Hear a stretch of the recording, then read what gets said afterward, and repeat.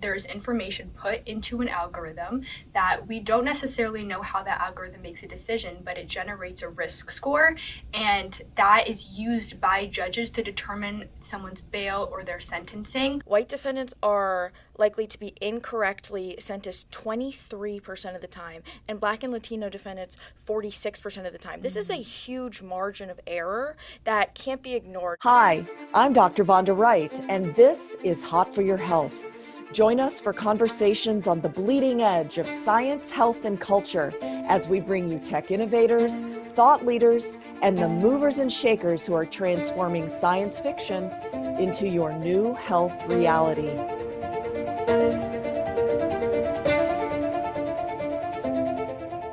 Hi, everybody. I'm Dr. Vonda Wright, and welcome back to Hot for Your Health, where every single week I interview change makers, innovators, to talk about a lot of different things. Today is going to be a departure from what you're used to hearing from me, but I think it's so critical because this affects every facet of our lives, and yet we probably don't realize it. And so, you know, when I was posting a few weeks ago about the fact that insurance companies make decisions about your care that affect what I'm capable of doing for you. So remember, you and I will have a decision-making session. We'll decide your treatment plan, but then I have to submit it to the insurance company, where an AI algorithm often makes the first decision about your care. Not a real person, not a peer-reviewed doctor, but an AI algorithm, which lacks the human touch, which lacks the nuances, which lacks, even in medical terms, the due process necessary for accurate decision making. And so sometimes we think of AI, certainly I do, and I use it as ChatGPT or creating pictures or answering questions. But it's so much more than that. And so today I'm really excited to dive deeper around the subject of algorithmic AI and how it's affecting all parts of our lives. And today I have two really special guests. I have Gabrielle McKenzie and Isabella Wright, both who are rising seniors with a passion for algorithmic AI in justice and social justice. After months of research on AI in the courts in a Columbia Law mentorship, Gabrielle launched the Fair Code Initiative to educate and mobilize young people about AI bias, how decisions are being taken away from human beings, and that can affect fairness and privacy and due process. So today, Gabby and Isabella are here today to talk us through why these tools matter in shaping our future, not only in the justice system in which they are experts, but really starting in all aspects of our life. Because here's the deal, you know this as well as I do. AI is not going away. It can be a tremendous tool, but it can also change the very way decisions are made about our lives. So, ladies, I am really thrilled to have you here today, not only because you bring to me and my audience a whole body of knowledge that I am such an infant in, but because I know you as my daughter and my daughter's very good friend. And ladies, gentlemen listening, if you have any doubt about the future of this country as left to the young people, you will have no doubt after we're done today, because of the way these young women think, the issues you're concerned about. So thank you for being here on Hot for Your Health. Thank you so much for having us. Yes, absolutely. Thank you. So Gabby, you started this project with a Columbia Law mentorship. You got to remember that I am so not an expert in this. Give us the origin story. What made you realize that the judge may be an algorithm, or what even is an algorithm? Right. So I was kind of just like everybody else. I didn't really know a lot about AI in the legal system, but one day I kind of decided to go down that rabbit hole because I was curious about how does AI and the law intersect, and I came across what we call a proprietary risk assessment algorithm, and this basically just means proprietary as in it's owned by a company, and a risk assessment algorithm calculates something called a risk score, which is predicting if a defendant will reoffend. And so this basically just means that there's information put into an algorithm that we don't necessarily know how that algorithm makes a decision, but it generates a risk score, and that is used by judges to determine someone's bail or their sentencing, which is removing the human component from that decision. And so I was really interested in the constitutional applications of this and how this affects someone's due process because normally the human component is necessary in determining whether or not someone's guilty. For example, when the judge looks at the defendant, they can tell if they're lying, they can tell if they're showing remorse or anything that would indicate whether or not they should be sentenced at a higher or lower amount of years. And so removing that human component poses a lot of constitutional concerns, and it also poses even more constitutional concerns when we look into the Equal Protection Clause. For example, a study that I found noted that Black defendants and Latino defendants were predicted to reoffend incorrectly twice as higher as white defendants. And so there is a problem within this algorithm because of its bias, and because artificial intelligence generates its own decision-making processes. If it notices that certain defendants of a race commit crimes at a higher rate, someone who didn't necessarily do anything wrong might be, grouped into that group of people unjustly. So what I hear you saying is that a bunch of data goes into an algorithm, and the outcome could be you are not innocent until proven guilty. You are rated as guilty-ish. Exactly. Yes. Can you help me with this? Clarify this for me. Explain it to me, Bella. Right. Well, considering the statistics that Gabby just listed about Black and Latino defendants being 2 times more likely, or being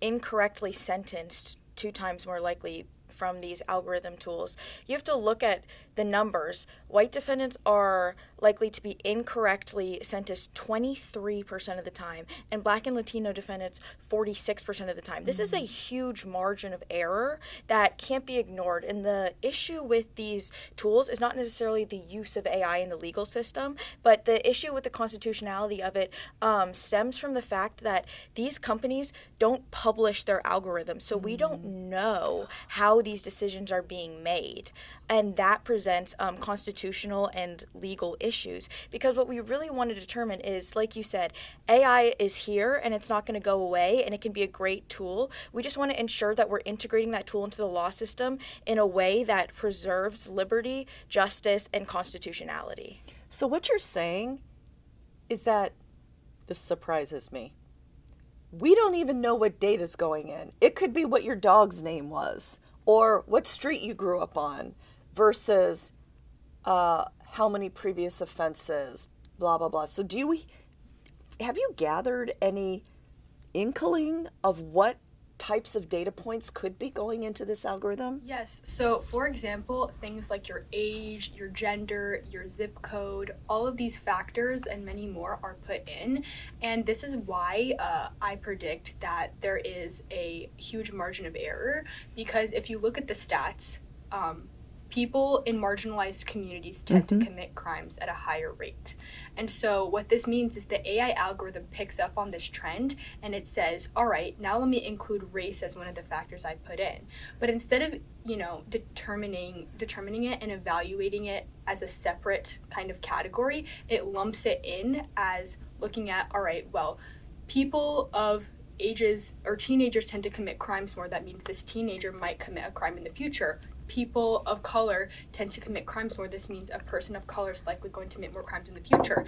And whereas age necessarily makes more sense in terms of like someone's immaturity and like, you know, their psychological development, whether they will commit a crime more, race is one of those arbitrary factors. Zip code is one of those arbitrary factors that doesn't necessarily tell us anything, but the algorithm doesn't know that. It doesn't have the ability to kind of critically think or understand, you know, the complex, you know, issues of this world and why, you know, marginalized communities tend to commit crimes at a higher rate, which means that it presents a lot of constitutional challenges because the data going in allows the algorithm to kind of take all of these information bits and pieces and kind of just come up with a thought process that isn't necessarily correct or what we want it to do. So I have two thoughts. I'm thinking, well, the first question is, at what point is this algorithm started? Is it upon arrest, or it's after trial, or it's when a person decides to plea bargain? When do we start using these algorithms? Yes, so I'm pretty sure that they're used, like, not necessarily upon arrest, but in the sentencing and bail process. So after someone evidence has been presented. Because they predict risk of reoffense. Oh, reoffense. So they might take in account the evidence, but they also, like Gabby said, take into account arbitrary factors like race or zip code or age and use those factors because all AI does is recognize patterns. And without understanding the context of those patterns, it will lump these things in as further evidence that don't necessarily mean at all that a person is more likely to commit a crime again. And that's where we see this huge margin of error that really can't be ignored. So I'm just imagining, what if some person or two people, or the same person of the same age, the same race, had a change of zip code. Maybe they're from Kansas, and their zip code, they grew up in Kansas, right? So their zip code of origin, where they grew up, what shaped them as a person is very different from if they grew up in a zip code with a really high chronic crime rate. But they just happened to go to the city, and for 1 month they were there and committed a crime in the high crime rate zip code. The algorithm is unable to determine their history, that, oh, here's a person that made a mistake in a high crime district, but they're really from Kansas and never did anything wrong. That's and this is a silly example, but it's an arbitrary, it exposes the arbitrary nature of an algorithm that doesn't see people. Is that accurate? I think we also have to consider that correlation doesn't necessarily equal causation. Like, there are a lot of societal factors as to go into why marginalized communities commit crimes at a higher rate or poor communities commit crimes at a higher rate that AI doesn't take into account. And just because, say, a young man or a young woman from one of these communities makes a mistake or commits a real crime, that doesn't just necessarily mean that just because they're from that community that they are more likely to commit a crime again, right? There's a lot of different factors. You have to look at the evidence. But when you take in these arbitrary factors into account without any knowledge of context, without any, like, looking eye to eye as a human being, it can be very problematic. So what you two are saying is not that people who make decisions that hurt other people, you are not saying they should not be tried or sentenced. You're saying that it has to be fair. Yes. So how does this kind of data bias impact fairness and social justice? Well, specifically, it impacts fairness because when you don't know the information going into an algorithm, you can't argue that your rights were violated. So, for example, let's say the algorithm assesses someone fairly, there's no arbitrary factors used, and it makes the same decision that a judge would. Well, the algorithm would come up with a risk score, and that would be presented, that would be used to determine a person's bail or sentencing, and everything would be fair. But we don't know that. So the next time that when the algorithm is used and someone's arbitrary factors are put in, and let's say their zip code or their race was used to determine whether or not they were predicted to reoffend, we should be able to determine whether or not these factors are used, because that allows for safe and accountable algorithmic use. I'm wondering, in medicine, we compare things, right? I once did a study looking at whether MRIs could predict a certain injury. And I had the same MRI read by 3 different radiologists, and we found a big margin of difference between the eyes of 3 radiologists. So what I'm wondering, if a study has ever been done with the same people, but having AI evaluate what their sentence should be, and then a blinded person, real eye-to-eye person, evaluate the same set of factors to see if there is a huge difference in sentencing outcome. Has that study ever been done? I'm not necessarily sure, but from the studies that I've read, a lot of these scholars are critiquing the fact that AI doesn't have the ability to critically think. So even if, judges were making different decisions, they're all kind of trained the same way. They understand that they have to introduce a subjective component, which is always going to cause variability in decision-making skills. However, it is more predictable that a human being is able to kind of determine and take in all of the, factors that are put into play and come out with a more fair decision. Because if anyone has used AI, we know that it is not perfect. If you ask it a question, it might give you a wrong answer, because it's not perfect. It's a prototype at this stage. It hasn't been developed. It doesn't know everything about the world. And someone who has been trained in the court of law for years and has, decades of experience is going to know and recognize patterns in a way that AI is just never able to do. Obviously, computers can do things at a faster rate, and that's probably why they've been introduced into the legal system, because it's for efficiency, but we cannot sacrifice efficiency for human rights. That is where we're going in, this emerging technology, this era of AI, and that's the thing that we need to prevent, and why algorithmic accountability is so important, because even if AI is efficient, there are people who need to be involved in this process, because the court of law is such a subjective endeavor. Yeah. We say the same thing in medicine. You cannot replace the 100,000 interactions I've had with people with just the diagnostic AI that is present in medicine now. So one question for you, Gabby, and then I want to ask you a question, Bella. Is the same algorithm used at every level of the courts, in every county where law is administered, or different parts of the country have different AIs, which adds another level of unfairness? Well, that's actually a really good question, and I know that there are some major companies who will basically license out their algorithms, and the government will pay them to use them. And so the studies that are done on these broad, big name companies, and so they're kind of being used all across the country. But not consistently. We don't know if it's the same algorithm everywhere at every level of the courts, and we don't know if there is a what is the word? We don't know if there's a ulterior motive within the companies. Like in medicine, people say, well, you can't have a drug company sponsor this study because their motive is to sell drug. Right. So it would stand to reason that justice system algorithms could have that kind of bias also. Yes. But Bella, why the heck do youth care? Why do you guys care? Well, this is the world that we're inheriting, right? We need to consider that the world that we want to make should be just and should be fair. And we also want to preserve the constitutionality of the legal system. AI, like I said, is not going away. It's rapidly progressing. It's popping up in every area of our lives.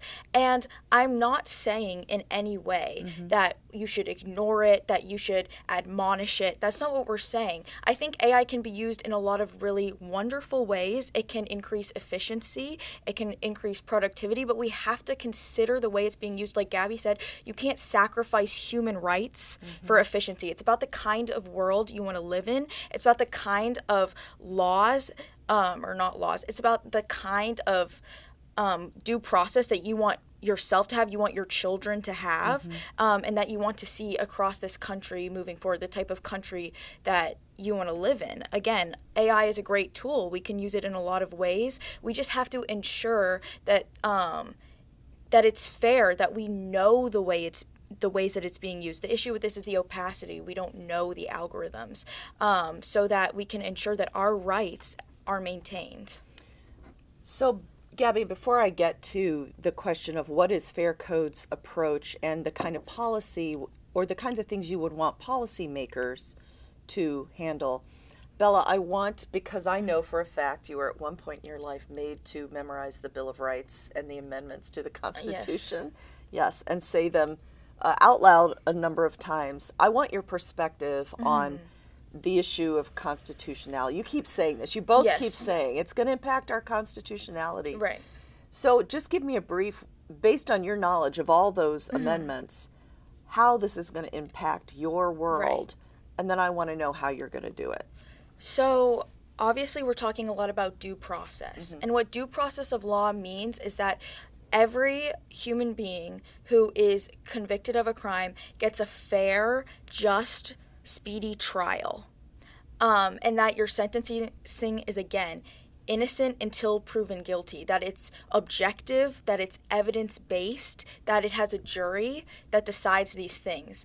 And where AI kind of erodes this process is when, instead of a judge and a jury making decisions about how likely you are to recommit a crime, it's an AI algorithm that we don't actually fully know how works. Because we there's don't no know. transparency. That's the issue, is transparency.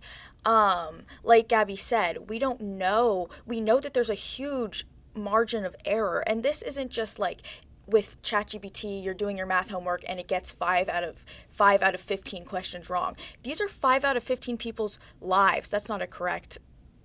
Right, that's but I get it. Yes, I get it. These are people's lives that we're talking about, and the Constitution, the Bill of Rights, is set in place, and a lot of the amendments are set in place to ensure that the government does not erode our rights, that we have protected rights as human beings that exist in this country, and we just need to ensure that things like due process are respected. And another thing is, like Gabby mentioned earlier, the Equal Protection Clause of the 14th Amendment. Yes. And the Equal Protection Clause basically means that people are equally protected under the law. It doesn't matter their race.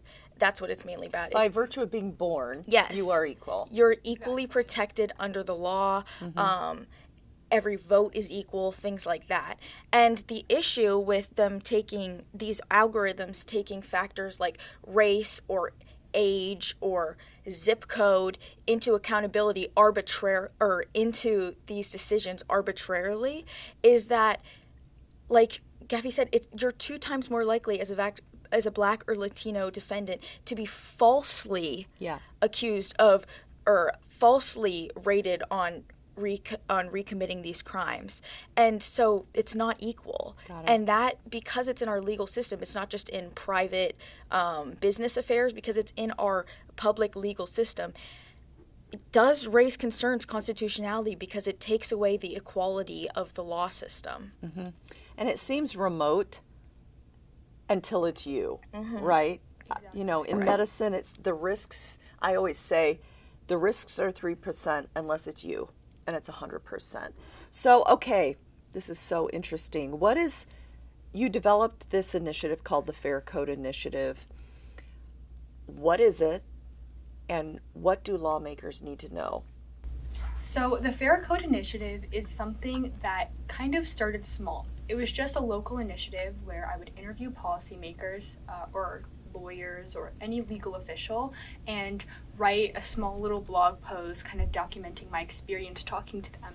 And something that I found was that most of the legal officials that I interviewed weren't necessarily aware of this. And one connection that I encountered referred me to a judge who lives in Texas, and I had a lengthy call with him, and I was just asking him about these tools. And he was pretty knowledgeable on them. He was giving me facts, he was advising me on my research paper, but something he didn't know necessarily were the constitutional applications means or the specific ways that these tools affect due process. And I noticed that there was a gap in information. Not a lot of people were questioning these things. They weren't looking at the constitutional applications.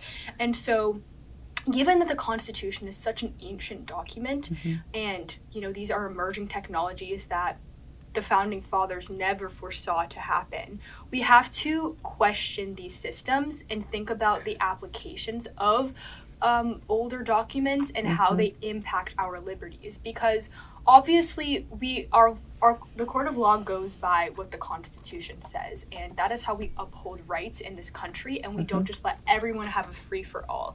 Everyone has to abide by the same rules. And so the goal of the Fair Code Initiative is to just spark more discourse, increase access to education about algorithmic accountability, and to make it more of an issue, to the point where in a decade people are more aware of the fact that they could be unjustly tried. And when people are more aware of something, that automatically mobilizes policymakers to care. When people are talking about it, when people are, asking questions, when people are disagreeing with things, that's what we see happen. Anytime there is an outburst on social media, we see that policymakers are more likely to make statements about it, to care about it, to put it on their to-do list. But if people in the court of law aren't even questioning these systems, why would a policymaker have any incentive to devise solutions to it? There's no reasoning as to why this is affecting people now. And even if we're wrong, even if, let's say, these algorithms are consistent with the Constitution, there is an algorithm out there that's not. We know that because there is no way to determine whether or not these algorithms are making decisions fairly, then we have to question them. And so the goal of Fair Code isn't to be right. It isn't to say that we are 100% right about the constitutionality of these risk assessment tools. It's more about saying that we should be questioning them. We need to be a movement in starting to intersect law, technology, the Constitution, because when we start developing those critical thinking skills in a society, that's when change is made. And that's when people are able to mobilize and create more discourse about important topics. So it sounds like what you're saying is, in addition to awareness, there needs to be the development of some kind of vetting system. We're so young and we're so new to this. Neither of us are grad level students or experts in this field. Gabby is more of an expert than I because of her research paper, but we're not sitting here again saying we're 100% right about every single application. What we're saying is this is what the literature says, is that there's constitutional concerns, and we just want to open discourse. We want to open this up to our generation coming forward, so that we can have real conversations and spark real movements of change. So when you and I talked about this at home, we had talked about how to spread messaging, right? So part of what we're doing today is the grassroots portion of it, right? Right. Getting people to know, getting my audience to know. But what's the next level? Should I call the county commissioner who I know? Should we call state representatives who we know? Should I hook you up with my Washington connections? Who needs to know this? I think that a lot of the times people forget that, just educating yourself is the first step. When the more of the population starts researching, when, let's say, I'm not the only person researching risk assessment tools, when we get a larger body of people to be interested, to care about a topic, then we see more change. If someone finds a specific disparity after doing a meta-analysis of different risk assessment tools, they can go to their local official and be like, I found something. I think the goal of Fair Code and what we should all strive to do is to consult people who know more than us. That's the best way in creating change. Obviously, we're young high school students, and we're not going to be right about a majority of the policy decisions and the nuances of what to do with this world. But there are people out there who have the knowledge and the power to do so, and just encouraging people to maybe be a little bit more informed will create a wealth of information that can lead to more change in the future. And so we don't necessarily need to draft policy briefs or go consult. Why not? Because I think we can do both, but I think that the best way for people to learn about this is to educate themselves. So AI, you also have to consider, is ever changing. These are problems that exist today and will likely exist tomorrow, but I can't predict that. AI tomorrow will still be just a tool that assesses patterns, but some of these biases could start to be resolved. So if we were going to go down a route of opening up policy briefings and talking to local officials, it would be it wouldn't be a you can never use AI in the legal system. It would be these are guidelines that should be put in place, that there needs to be transparency about the algorithms that are being used. But I think the first step to getting there is mobilizing the people. Like, in this country, the most powerful thing is the people. That's kind of the point of the founding of it, is that it's in the hands of the people. The government works the government works for the people. And I think a lot of times when things are hard in this country, no matter what you believe in, people often forget their power. It's so easy to sit there and despair or be quiet, but when you mobilize the power of the voices of the people, that's when real impact is seen. And we're just two young kids. And what we're trying to do is open up this discourse and invite our generation into this conversation with the experts, because I would love to discuss writing a policy brief, but I want more people there with me. Like we were talking earlier, more sets of eyes, more brains. I think we can see more nuance within this discussion, and I think we can write things better, and I think we can inflict change in a better, more holistic way. So before we just go out and the two of us just immediately start writing policy, I want to consult more people, and that's why we're starting on the grassroots level. I want to know people's stories. I want to know how this impacts people's lives. I want to talk to people if they even know this exists, and then we can go down the route of consulting experts, and then we can finally write policy briefs or talk to our local officials in a way not of, you can't use AI in this, who am I to say that? It's here, it's not going to go away, but of just, again, ensuring that this preserves our liberty by putting guidelines in place that ensure transparency. I love that. I love the fact that you guys are so humble to want the voices of people with more experience. I do want to say, don't ever let yourself or other people look down on you because of your youth. It doesn't matter to me that you are only 17 years old or you're seniors in high school. That fact alone does not matter to me, because you both are using your beautiful brains to think in a different way. But what I do appreciate is the recognition that let's gather some voices, not only of other people like us, people who have the lived experience of injustice, but let's gather the experience of the law equivalent of 100,000 patients to inform the policy that we will make. But please, don't ever think that your voice is not valued because you're only 17. It's thought, it's experience, right? So, because your voices are powerful, and I don't want you to ever forget that. And I think sometimes the voices of young women, especially in the objectified society, you can feel like they don't matter, right? That the only thing that matters is the fact that you're both gorgeous. Or because I've corrected even people I love when they're constantly commenting on my looks to say, but my brain is better, right? So don't ever forget, that was a little soapbox, people, mothering going on here. But listen, we have the power through this podcast, through calling people cold turkey, it's called. You don't know these people, we're going to call them, or through connections to progress this investigation of algorithmic AI, what it means, fairness in every industry, in what you're interested in the justice system. As we close, I'm going to ask you both this question. What is your vision for the future? What is your hopeful vision for the future of this issue? And what is your own vision for your future? So, who wants to go first? I can go first. For the future of this issue, the end goal would be more transparency. The end goal would be, for me, knowing 100% how these algorithms are being used. And like you said, you don't always know the motives of companies. They might be good, they might be bad.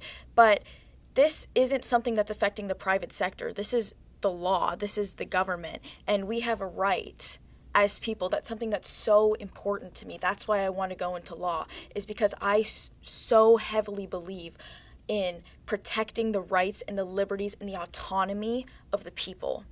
That's why democracy is so important to me. And that's why I was really interested in this subject when Gabby brought it up to me. And we just need to ensure transparency. And moving forward, obviously, as these technologies progress, this might change. Mm-hmm. It progresses very rapidly, but we need to make sure that efficiency isn't being prioritized over liberty. Got it. I think that efficiency is wonderful if it's helping preserve and further the rights of people. But what is the point of efficiency that takes away the rights of people? What is the point of all this technology if we're not using it to help humanity? And then my future for me would be, I have always had this deep, kind of desire to help people because of issues in my own life and things. And I've always had this really powerful belief in the importance of autonomy and the importance of liberty and choice, of being seen as a whole person and seeing other people as whole people. And I want the law to do the same. I want to ensure that the law is fair, is just, and that it does what it needs to do and holds people accountable in a way that is constitutional, in a way that protects their liberties, and in a way that is equal across the board. I love that. For your whole life, fairness has mattered so choices, much to me. Yes, fairness, choices, not trapping people in their circumstance have been important to you. Yes. Yeah. Gabby. All right, so one thing I want to really clearly echo is what Bella's saying, is that we should be reflecting choice and fairness in our future. And something that we've seen in the past, in the history of our country, is when people are policed unfairly, when they're marginalized, when they're put into a box that they cannot escape, that is what leads to inequality and discrimination. And when an algorithm is reflecting the same kind of bias that was used during a time in which people of color were not able to access equal humanity as white people and things like that, that is re-entrenching systems of inequality and oppression. Mm-hmm. We do not want our future to reflect the mistakes of the past. Mm-hmm. We want these uses of technology to be used in a way that increases equity and kind of accounts for the fact that there are problems with systems, and we should not be reflecting systemic inequities in our future. And that's why I think responsible use of technology is so important, because this is what happens when it's unregulated. There is no one out there who's saying, hey, by the way, we shouldn't do this. And the scholars that are advocating for this, and they're writing papers, I have 28 references in my research paper that are all, advocating for the fact that these tools are a problem and they're not being regulated adequately, and people's lives, people's liberties are put at stake. We're not here to villainize AI, and we're not here to deny the fact that it is going to take over the way that we use technology and we operate and we research things. But we have to remember that AI is a computer. It only goes by zeros and ones. It's literally just an algorithm that takes numbers and computes them and pops out information. And so that is what we have to treat it as. It does not have the ability to be a human. It cannot replace the human brain. It cannot have interactions with people. It cannot feel emotions. It doesn't have empathy. These are all really important human qualities that we need to preserve in our lifetime. And this issue, even if it might seem small to you, it will affect you, no matter in the court system, in the medical system, as Dr. Wright was explaining. There are, thousands, millions of applications of AI that are going to affect everybody at some point. And so the point of Fair Code is to spark these discussions, to increase the critical thinking skills of our generation. Because if everyone is like Bella and I, if you go down your own rabbit hole and research your own element of algorithmic inequality, then that is how we're going to create a generation of people who are ready and prepared for AI. And we are going to be able to accept it with grace and accountability and create a future in which we are all innovating in a responsible way and not letting companies dictate who gets to know what. And so that is the point of Fair Code. Fair Code is trying to increase the opportunities so that we don't recreate the mistakes of the past. And so I encourage everybody to think a little bit more about how AI impacts your life, your sector, your field of work. Think about the inequalities that it may perpetuate, how the bias of AI may influence your life or the lives of people you love, and increase your education. For example, I publish a weekly newsletter on my LinkedIn, Gabrielle McKenzie, where I talk about algorithmic accountability.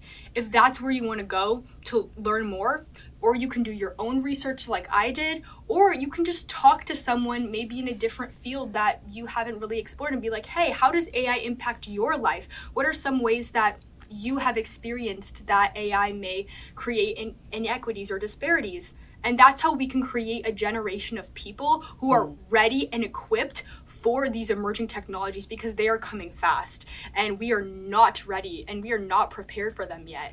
And so if we are more, ready and to intercept those new types of technologies with a critical lens, that is how we are not going to let technology take advantage of us and use it to our advantage. That's amazing. It is amazing. Gabrielle McKenzie, Isabella Wright. It has been truly an honor. I have no worries about the future when it's in the hands of this brilliance. So thank you so much for joining us for Hot for Your Health.